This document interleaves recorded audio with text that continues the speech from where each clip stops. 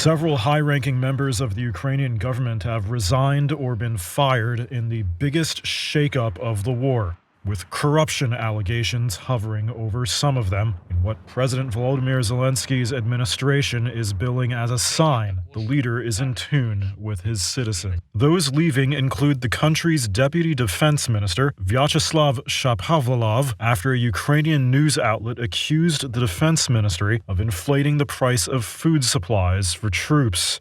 They include Alexei Simonenko, a deputy prosecutor general, after reportedly spending a 10-day New Year's family vacation on the Spanish coast despite the conflict, and a deputy head of the president's office itself, Kirilo Tymoshenko, who'd been criticized for driving sports cars during the invasion.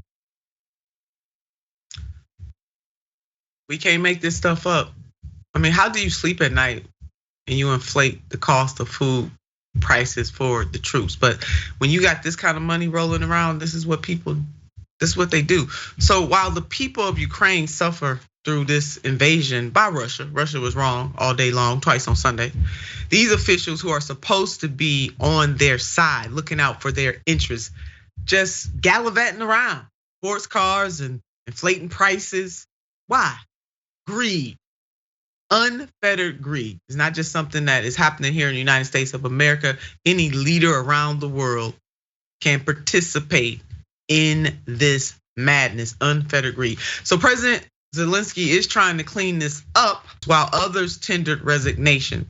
Underscores the importance of maintaining a clean image both for Ukrainian citizens who are dying in the thousands on the front lines and enduring economic hardship, and for Western governments, which are giving Ukraine billions in aid despite their own tepid economy. So people are making sacrifices here. And the last thing folks want to hear is that some corrupt leaders are messing around with their money and not using it in a way that edifies and lifts, not using it for the purposes by which this money is being given. So Zelensky said the following, quote, "We will continue to take appropriate steps. The public will see each of them. Any internal issues that hinder the state are being removed and will continue to be removed," end quote. So that's coming from the Ukrainian president. Now, it's certainly a step in the right direction. I'll give you that. The president is saying the right things. He should be saying that right now to get these grifters out of office. But more importantly, this has real ramifications for the people here at home and for the people of Ukraine. A survey published this month by the Kyiv International Institute of Sociology found that only 25% and 21% of Ukrainians trust the courts and prosecutors respectfully. Now that's a very low. Time will tell. Ultimately, time will tell if they're held accountable. But it is understandable if the Ukrainian people lose faith in their leaders. They're losing faith in institutions. That same thing is happening here in the United States as well.